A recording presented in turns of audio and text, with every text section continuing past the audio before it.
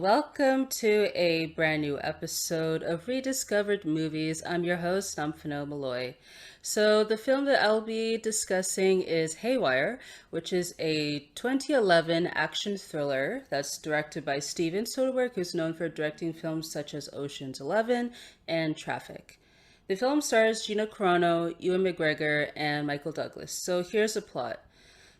Freelance covert operative Mallory Kane, played by Gina Carano, is hired out by her handler, played by Ewan McGregor, to various global entities to perform jobs which governments can authorize and heads of state would rather not know about.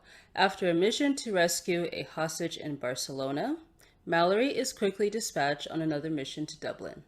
When the operation goes awry, and Mallory finds that she has been double-crossed, she needs to use all of her skills, tricks, and abilities to escape an international manhunt, make it back to the US, protect her father, played by Bill Paxton, and exact revenge on those that have betrayed her.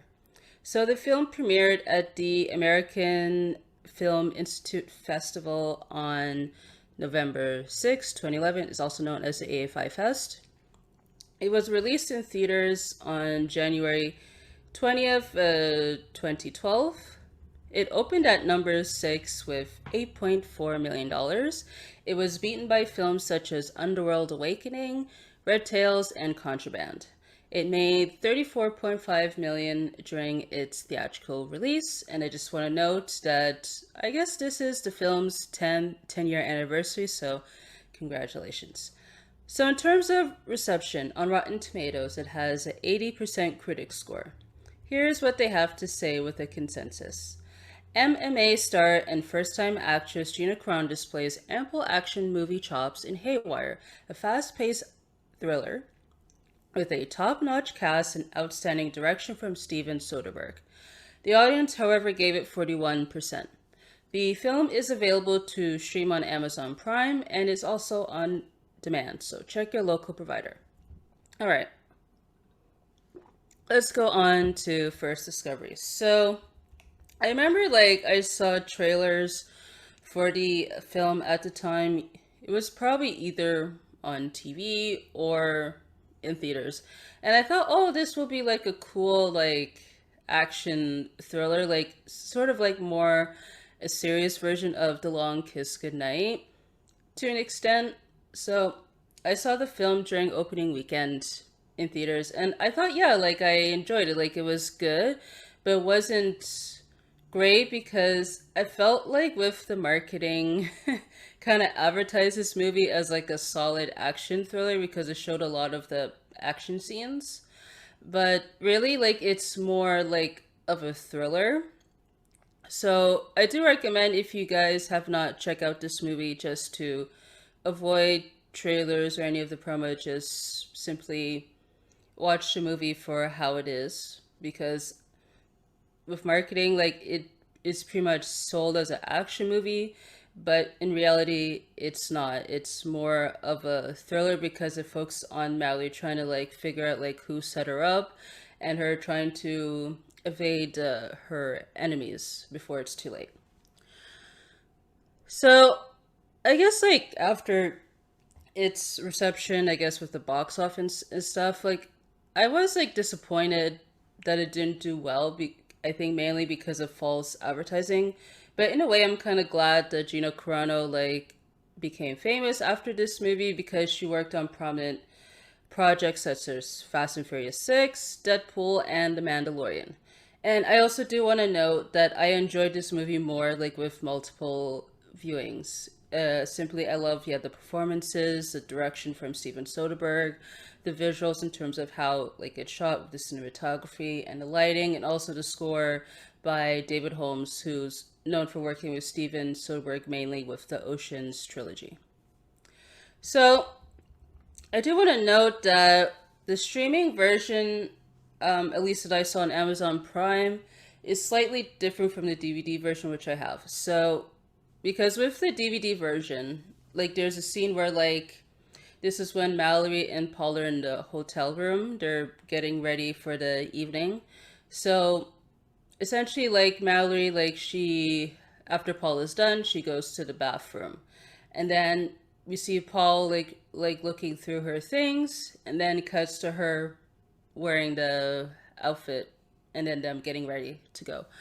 While with the streaming version, we see like after Mallory goes to the bathroom to change, and then it cuts to her in the dress, and then it later reveals like Paul is snooping through her things after when she discovers that the brooch that she was given was also there, like when she found Jang's dead body as he was clinging onto it, to reveal that, oh, that it was a setup, that she is also a target.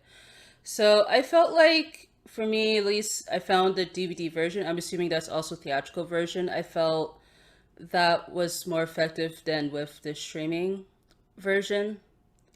Because, yeah, like I felt like, yeah, with Mallory and Paul, like they obviously don't trust each other. And by showing him swooping through things like early, like I felt, yeah, like that was fair. While like with the streaming version, like it's revealed like afterwards, because I felt like as the audience, like we kind of know that something is not right with this particular mission and with Paul, and then once things are revealed that he was hired to kill her, like it was no surprise.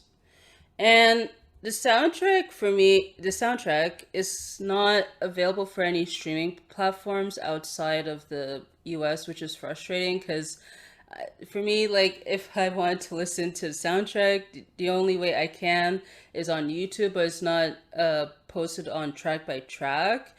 Someone made like a compilation, I guess, like snippets from each track to make into one YouTube video, which is frustrating. So hopefully, like sometime they'll make it available for everyone else. But yeah, that's definitely a low light for me. All right, let's go on to highlights.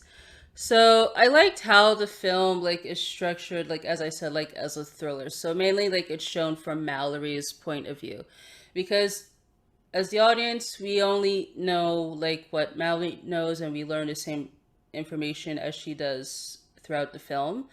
And the flashbacks are limited to what the characters, I guess, mention to her off screen, but they don't have them like do like a voiceover. Like it just shows like the scene of, like, for instance, example, like when Kenneth reveals his plans of Rodrigo and Studer, like it just shows like them like together in the scene. So that's what I enjoyed, because it kind of makes it engaging to see, oh, like we don't know what to expect and all that stuff. So kudos to that. And let's talk about Gina Carano's performance. I thought she did like a good job, like given it's her first acting role, because clearly, like with her being an MMA fighter at the time, it was certainly put to good use, especially with the action scenes. Because like you see, like for instance, like when she's chasing the guy like in Barcelona, like she does a lot of the flips to do the guys. So I thought, yeah, that was cool to watch. And also, like, it shows that, yeah, she's willing to do those scenes without a stunt double. So there have been, like, plenty of action films that came out throughout the years with female actresses in leads. Well, not too many, but yeah, there's been some that came out. And you could obviously tell, like, with some that they use a stunt double.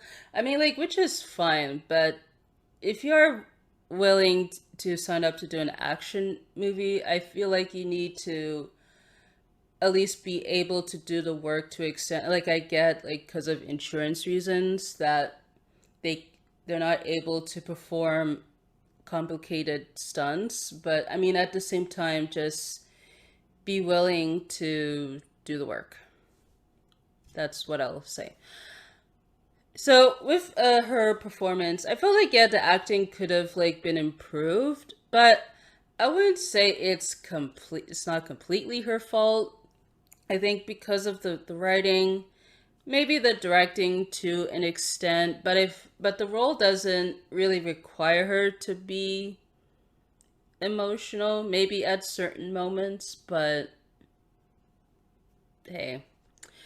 And yeah, also I also love the performances from the rest of the cast. I thought Ewan McGregor, he was solid as Kenneth. Like, it was for me the first villain role that I've seen him, because before, like, he's Obi-Wan, like from the Star Wars films. And yeah, like it was kind of weird to see him like as a villain, but he did a good job with that role. Michael Fassbender as Paul, he was also good in this movie. And I just realized that he's Irish, because I always thought he was British, because this was the second Michael Fassbender film I saw. The first was Inglourious Basterds. And I automatically assumed he was British because he uses like a British accent in those movies.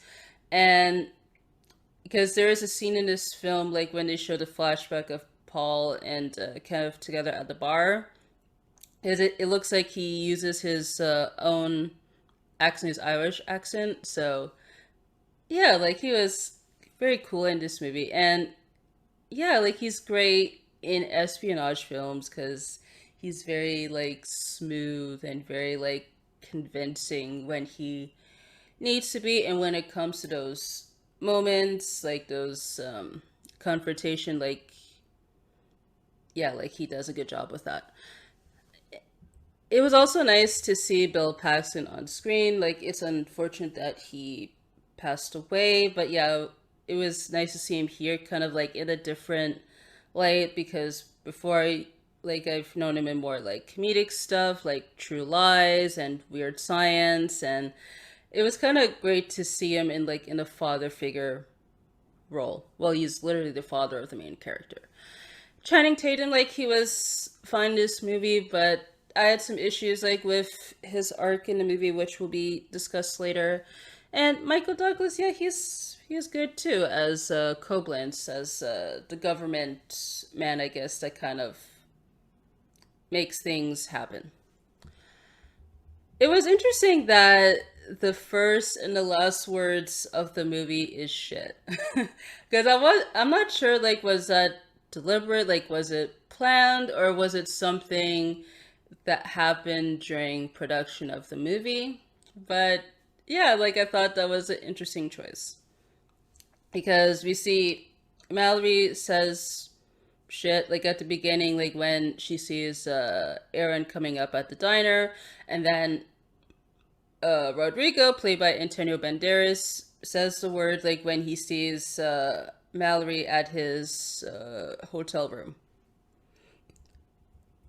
And I loved, yeah, for the most part, the action scenes. Well, the action scenes are solid, and I liked how they have like a purpose, because it either shows either Mallory like running away, or she's going after the target or whoever she needs to go after to. And I loved how with those scenes, for the most part, they don't have like any scores like attached to it, but a lot of sound effects. Because, for example, like with the opening sequence of Mallory and Aaron at the diner, because we see them really like go at it, and we just hear what the background noise like from the minor characters, including Scott, who's there with his friends. He intervenes, and then we hear like the muzzle flare from the gun going off. So that, yeah, was cool. And the hotel room sequence with Mallory and Paul, like that, obviously was a fun one to watch. And yeah, I loved how we get to feel and like hear every punch, every break. Like it kind of like ups the ante. Like it creates a lot of thrills and chills and all that stuff. And I also love to like with the action scenes, there's not a lot of quick cuts. We get to see them like unfold. Because like for example, with the John Wick films, like you actually get to see like every like fight scene like in full without quick cuts. So I just admire the Steven Soderbergh for going with that choice, because with a lot of, not a lot, but with some modern action films, they tend to use a lot of quick cuts, I think, to hide that, you know, that it's not being sold well by the actors, probably, or it could be a creative choice or a combination of both. But yeah, I just appreciate that we get to see them like unfold like on screen without the choppy editing. And yeah, I also love the visuals in terms of like how like it was shot. So I love, for example, there was a scene when Kenneth is at John Mallory's dad's place with Aaron, because there was a lot of like the blue lighting when the lights go down, and that was quite intense to watch because it was you couldn't really tell too much what was going on because what is supposed to be dark, but I just loved how like in a way like it creates sort of like a noir like feel to it. Like it'll essentially like the director wants you to see, I guess, limitedly like what is happening on screen. Because if, let's say, there was a lot of like clear lighting when it's supposed to be dark, like I guess it wouldn't make sense. But I loved how, yeah, like it was that sequence was very like intense to watch because he wasn't sure what was happening. And like when like we see like Aaron like get shot by Kenneth, like we see like the light of the muzzle flare, and there was like a bit of the red lighting when from the fire when we see like Mallory trying to like comfort Aaron before he succumbs to his wounds. The also to the first chase sequence. So this was after Mallory leaves the hotel. There's a lot of, I guess, wide shots of her being pursued by the, I call the trench coat man, because we don't know like for sure like if he's working for Kenneth, but clearly Mallory suspects that he's hired to track her down. And I loved how with that scene in particular was kind of a bit like ambiguous because we don't know like if he is part of the bad guys, and but that is revealed that he is when we see the reflection of him like running like with the police. So I loved, yeah, like how that scene is very quite mysterious, but we kind of like feel like the intensity that like Mallory has in that particular moment.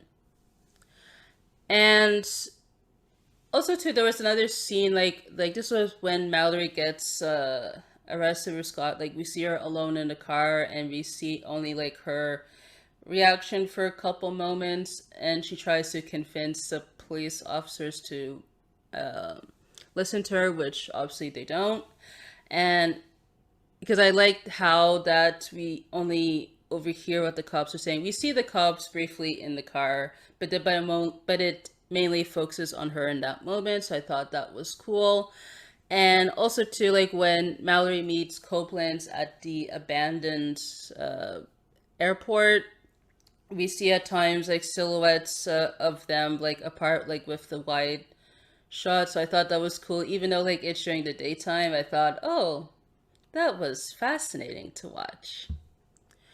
And also too, I what I liked is that for the most part, everyone we see them die like on screen. But in terms of Kenneth, like his fate is up in the air because we see like he's stuck between the rocks, and we see, yeah, like the water, like the tide keeps coming up, so it is suggested that he dies, but maybe like he could have survived too. So I loved how it's ambiguous, but I think it's heavily implied that he dies. All right, let's go on to the lowlights section. So right off the bat, I was kind of confused as to why Gina Carano's voice was dubbed or was altered.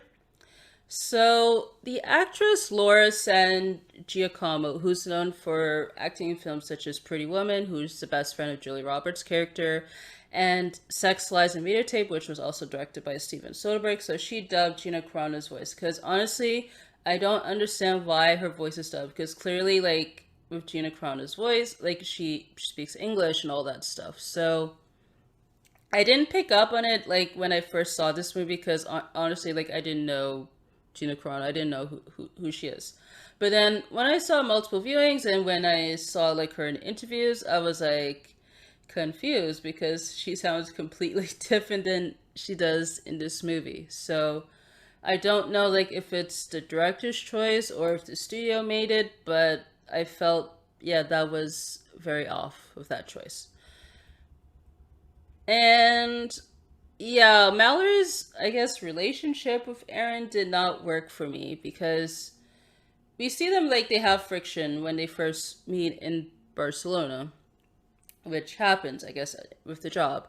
And then after when that job is finished, they suddenly like hook up. Well, she kind of like, you know, flirts with him. They kind of have like a fling. And then it never like comes up though until like Aaron dies because we see it when he dies, like we see like the flashbacks of her kissing him. But like I felt like if they are supposed to be romantic, it could have been utilized more. I don't know, like maybe like Aaron, I don't know, maybe could have like, play both sides, but he doesn't until like when he confronts Kenneth at her dad's place, which doesn't go well for him. So yeah, I felt like that could have been more developed with that part of the movie. And I was confused because Mallory reveals that she used to date Kenneth, which is weird because also too that never really comes to play like when she's framed and all that stuff. And I just wonder, like, if, let's say, Mallory and Aaron's supposed to be a thing, does Kenneth get jealous of that? Again, we don't know. And I also wondered, too, because after the Barcelona job, she tells Aaron that, yeah, she says she left Kenneth months ago and that she just quit her job, like, minutes ago. Because I think she tells Aaron, "Oh, I don't want to go down with the ship," something to that effect. And I just wondered though, like, if she quits though, why does Kenneth offer her a job? That doesn't make sense. And that the worst part of it is that she decides to go along with it, even though she has the reservations. She's like, "Oh, like I need a break" and all that stuff. And but yet she still takes the job, even though we know that the job is a setup, of course. But yeah, like it's never brought up during their conversation, which is weird. Because I don't know, like if that was an oversight or if that was supposed to be intentional, but clearly, like it did not work for me. And also too, like with Rodrigo's involvement, because I'm not sure like if he's supposed to be sort of like a mediator type between like Kenneth and Studer, but or if he's some sort of third party. But I don't know. He says in terms of his involvement of setting up Mallory and killing John, he says he wants a new life and a new wife. But I'm kind of like really unsure like in terms of what he does. So I think that's really all goes down to the writing. So yeah, I just wish it could have been better. All right, let's go on to trivia. So Gina Carano, she underwent a 6-week intensive tactical training course with Aaron Cohen, who's an ex-Israeli special ops fighter. She spent 3 hours a day in stunts and 3 hours a day with Cohen. And during a 2-week period when Cohen was teaching Carano surveillance, he and his team tracked her through GPS installed in her car. He gave her a prop blue pistol to use as defense and intercepted her as she was coming out of a hair salon. Because she says, "I just got extensions and was feeling so pretty, and there he was. He taught me entry and exiting a building, clearing a room. He put a GPS on my car. He followed me around. He had me stalking people. He had people stalking me. They just put me with a soldier who had never done a film before either. We were just soldier and a fighter thrown together in these unique circumstances and got to know each other's backgrounds. I think that was the biggest part of my preparation."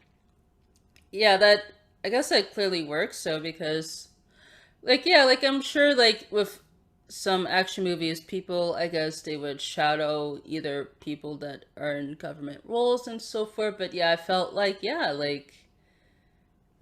this clearly worked in her favor. So, according to Gina Carano, she was supposed to miss when she threw a vase at Michael Fassbender. This was during the hotel fight sequence. But she had adrenaline rush when they were shooting and smashed a vase against Fassbender's head. Here's what she says. Fassbender's crazy. He loves that shit. He had no problem slamming me into anything. Actually, Steven Soderbergh told him once, we need to get the shot better when you slam her head into the wall. And I was like, damn, that thing's not soft. Soderbergh is behind the camera and is being really mischievous. He wants something bad to happen. Anyway, we were going for it and Fassbender slammed my head so hard into the wall, I kind of lost it for a second.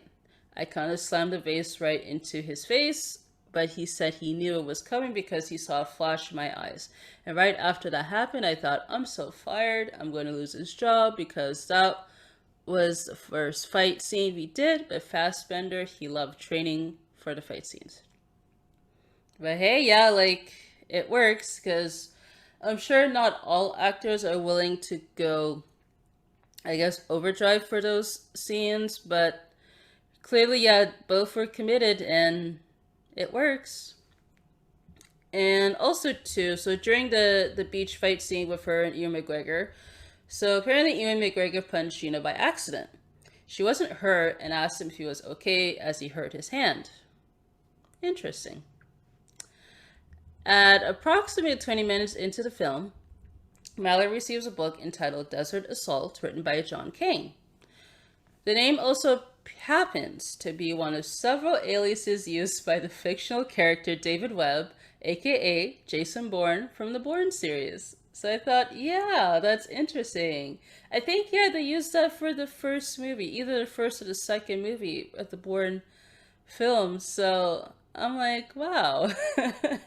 Because I wondered though, like, did they watch those movies and do like, oh, let's just name his character after him? I thought that's cool. So Dennis Quaid was cast as Mallory's dad, but had to drop out due to a scheduling conflict with Soul Surfer, which was a 2011 movie. So Bill Paxton replaced him. So I thought, Dennis Quaid, I guess that's an interesting choice. But I felt, yeah, like Bill Paxton, I felt, yeah, like he did a good job with his role, and I think, yeah, they made the right choice with that one.